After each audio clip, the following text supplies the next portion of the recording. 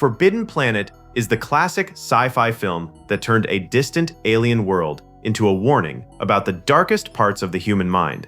But the biggest mysteries of Altair IV were never shown directly on screen. Did you know the movie quietly leaves clues about what the Krell may actually have looked like? Or that the Krell's extinction may have been far more terrifying than the movie ever shows? Today, we're uncovering 12 hidden truths about Forbidden Planet 1956, including why Hollywood has spent decades trying and failing to remake it. Number 1. What the Krell actually look like. The Krell were the original inhabitants of Altair IV, an extraordinarily advanced civilization that built a machine capable of turning thought into physical reality. But on the night it was completed, the entire Krell civilization was mysteriously destroyed, leaving behind their technology but almost no record of what they actually looked like. And strangely, the film never shows us one. No body, no statue, no portrait, not even a surviving photograph. But Forbidden Planet quietly leaves clues everywhere. The first is their physical proportions. Morbius specifically points to the characteristic Krell doorway and asks Adams and Dr. Ostro to compare it with a human entrance. Human doors are tall and narrow because they are designed around our bodies. Krell doorways are the opposite, incredibly broad and unusually low. Then there is the plastic educator. The device was built for Krell children, yet its headpiece is far too large for a human skull. Taken together, those two clues suggest a creature with a broad, low body and a cranium considerably larger than ours. The second clue comes from the machinery itself. Many Krell controls seem designed for several simultaneous inputs, and Morbius even jokes that he wishes he had multiple arms and legs while operating them. Combined, those details suggest the Krell may actually have possessed several limbs. The third clue came from the filmmakers itself, which made the idea much more explicit. In the 1954 shooting screenplay, Dr. Ostro studies a Krell doorway and sketches what kind of creature might have fit beneath it. His imagined Krell resembles something between a crab and a spider. But that was apparently not the only design considered. Years later, Forbidden Planet cinematographer George J. Folsey recalled that during production, the Krell had originally been imagined as frog-like creatures with two long legs and a massive tail. He even explained that some of the ramps built into the Krell sets were intended to allow that tail to drag behind them. So there may never have been one definitive Krell design. The idea seems to have evolved from version to version before the filmmakers ultimately made the smarter choice, never showing them at all. But if we combine the clues left inside the finished film with the designs considered during production, one thing seems surprisingly clear. The Krell probably looked nothing like humans. Number 2. What really caused the Krell's extinction? The Krell were the original inhabitants of Altair IV, an ancient civilization so advanced that Morbius believed humanity would need another 1,000,000 years to reach their level. Their greatest achievement was a machine that could respond directly to thought. But on the night they completed it, the entire Krell civilization vanished. But that still leaves one question unanswered. What actually happened during the Krell's final night? The film explains what caused their extinction, but it never shows exactly how an entire civilization was wiped out so quickly. The Krell believed they had conquered primitive emotions like hatred, jealousy, fear, and aggression, but those impulses still survived in their subconscious. Once connected to the machine, those buried desires were given physical power, destroying the Krell civilization almost overnight. The 1956 novelization offers a much darker picture of what may have happened. Dr. Ostro theorizes that as the Krell gained the power to create through conscious thought, their subconscious minds gained that same power without them realizing it. He describes the result as the letting loose of a horde of dread and insensate monsters. Instead of one-eyed monster like the creature created by Morbius, the Krell may have faced countless manifestations of their own darkest impulses, unleashed across their civilization at the same time. The novelization pushes the idea even further, suggesting that the Krell were approaching the power to create life itself. That makes their extinction even more ironic. They had learned to control reality before they had learned to control the darkest parts of their own minds. That is why some interpretations of Forbidden Planet see the Krell's destruction as more than a story about monsters. It is a warning about a civilization whose technology became more advanced than its understanding of its own nature. Number 3. The props that kept turning up on television. Forbidden Planet was shot at MGM in Culver City, and because many of its props and costumes were expensive to build, the studio kept them and reused them for years. A large amount of that material later resurfaced in the Twilight Zone, including Robbie the Robot, the C-57D flying saucer models, and blaster weapons. The crew's zip-up uniforms, with their distinctive shoulder pads, were also reused in The Man from U.N.C.L.E. Anne Francis's dresses were reused as well, appearing again in the 1958 film Queen of Outer Space, along with the costume worn by Dr. Morbius.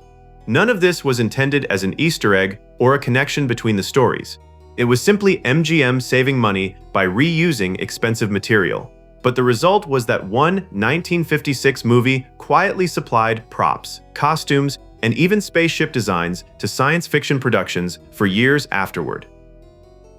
Number 4. The recognition that took 57 years. In 1956, science fiction was not respectable. It was matinee filler for teenagers, cheap monster pictures sold on lurid posters, and Forbidden Planet was marketed right alongside them.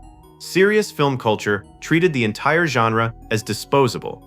Then in 2013, the Library of Congress chose Forbidden Planet for the United States National Film Registry, officially recognizing it as an important part of American film history that deserved to be preserved for future generations. The American Film Institute had already placed this movie among the top 10 science fiction films ever made, and the film's music was nominated for the AFI list of the greatest film scores. The reason is because it was the first science fiction film set entirely on another planet.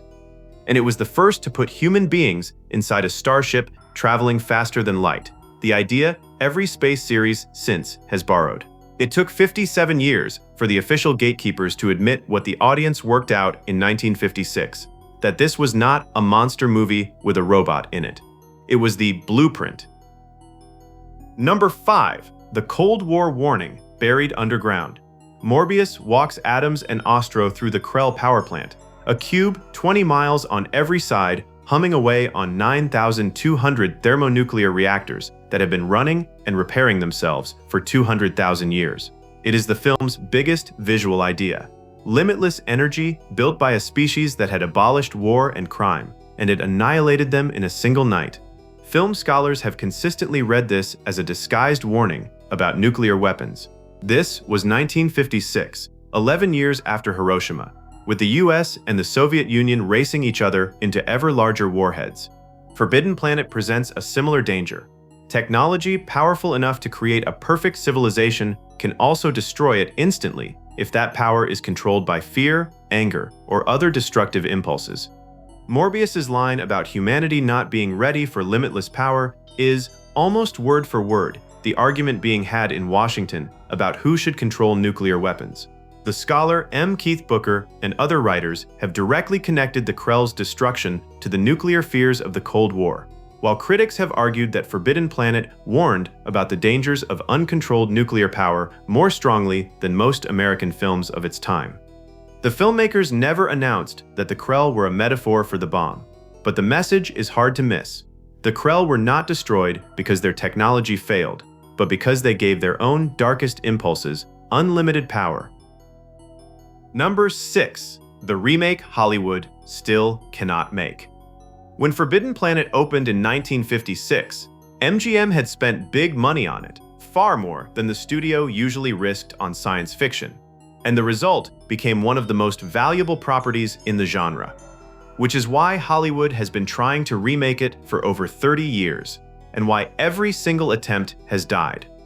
New Line Cinema, the studio behind Nightmare on Elm Street, developed a version that at one stage had James Cameron, the director of Terminator and Titanic, involved in its development.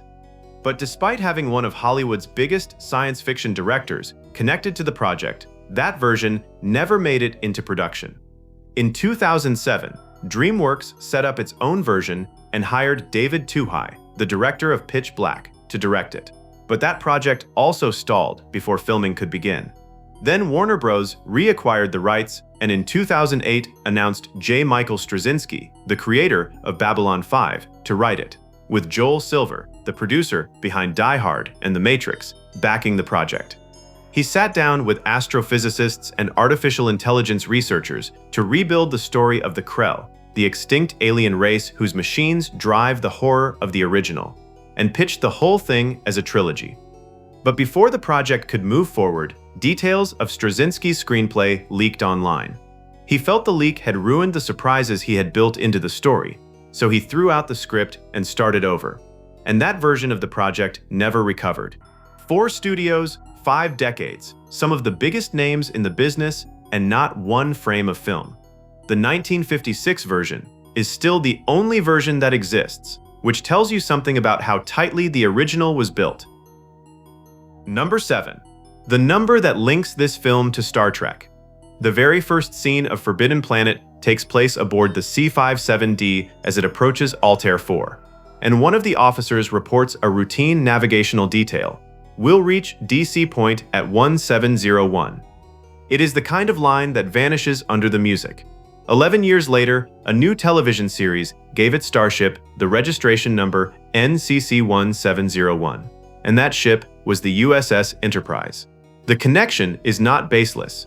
Gene Roddenberry, who created Star Trek, cited Forbidden Planet as a direct influence on the show, and that is documented in David Alexander's authorized biography, which reprints a 1964 Roddenberry memo referencing the film by name.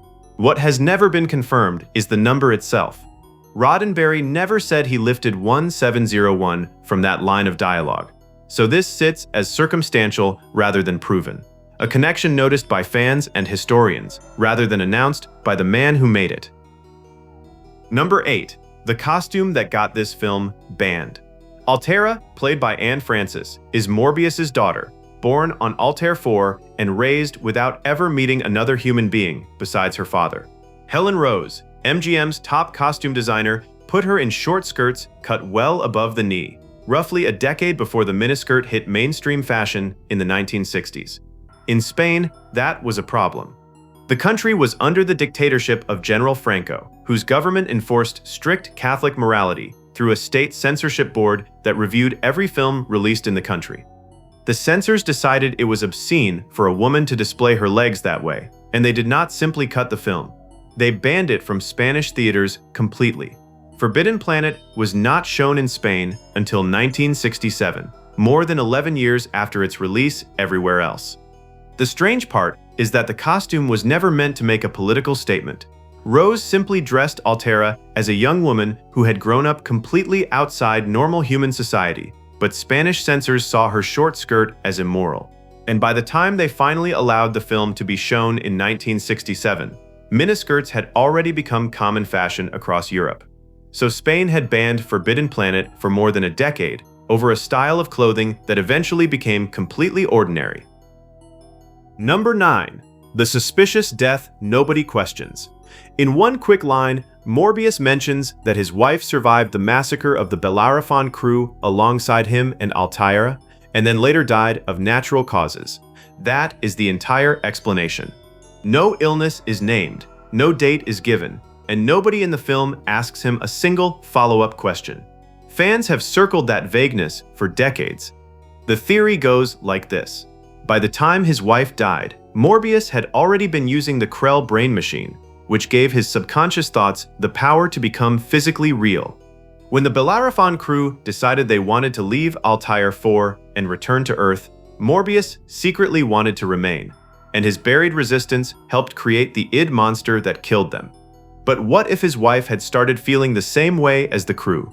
After watching everyone around her prepare to go home, she may have wanted to leave Altair IV too, perhaps even taking Altaira with her. If Morbius desperately wanted his family to stay, that conflict could have triggered the same subconscious force again. In that theory, Morbius may have unknowingly caused his own wife's death, just as he unknowingly caused the deaths of the Bellerophon crew. It has to stay a theory.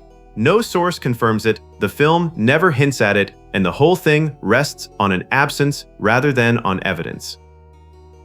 Number 10. The version set on Mercury. The film we know is set in the 23rd century on Altair IV, with the extinct Krell, the buried thought machine, and a plot that follows the bones of Shakespeare's The Tempest. None of that existed at the start. In 1952, Irving Bloch and Alan Adler wrote the original screen story, and it was called Fatal Planet. It took place on the planet Mercury in the year 1976, which was then the near future. There was no Krell civilization, no underground machine, and no monster from the id. The invisible thing hunting the characters was just a native Mercurian animal, dangerous but ordinary. Even the people were different.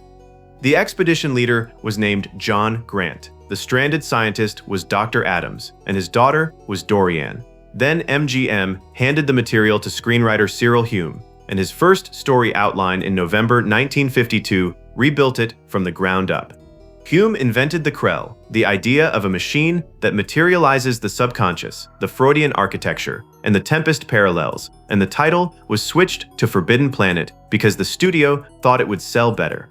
Every single element people still discussed 70 years later arrived in the rewrite. Number 11. The truth about Altaira's tame animals. One of the film's most charming images is Altaira wandering the grounds with a tame tiger at her side, plus deer and monkeys that come when she calls. It is shorthand for her innocence, a girl so pure that wild animals trust her, and later the tiger's sudden turn against her signals that something in her has changed. The novelization reveals what those animals actually are. In the novel, a crewman accidentally kills one of the monkeys, and Ostro, the ship's doctor, quietly dissects it. What he finds is a body whose internal structure could never have been alive in any normal biological sense. The tiger, the deer, and the monkeys are all conscious creations of Morbius's enhanced mind, manufactured through the Krell machine as companions for a lonely child and only resembling Earth animals on the outside. That single detail changes the timeline of the entire film.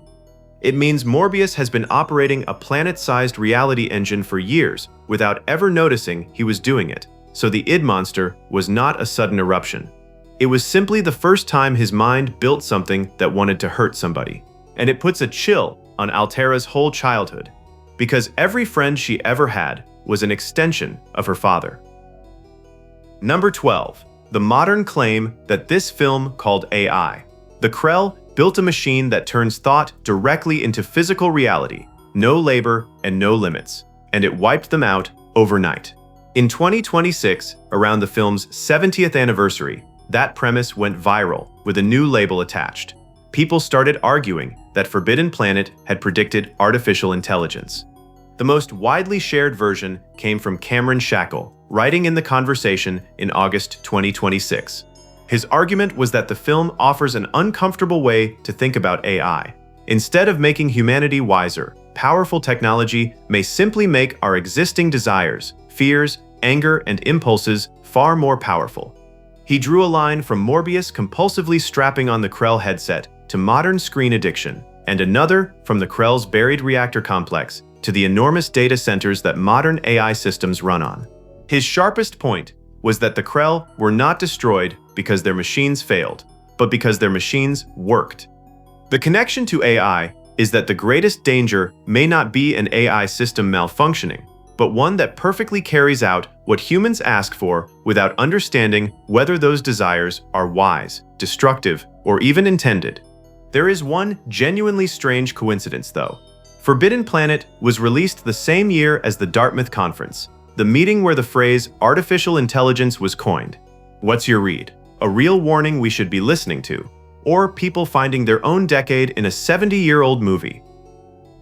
What makes Forbidden Planet so powerful is that its greatest mystery is not what the Krell built, but whether any civilization can become powerful enough to escape its own darker nature. They had nearly unlimited knowledge, yet one part of themselves remained beyond control. If humanity discovered the same technology tomorrow, do you think we would handle it any better? If you enjoyed exploring these hidden details with me, subscribe and tell me which classic film deserves this treatment next.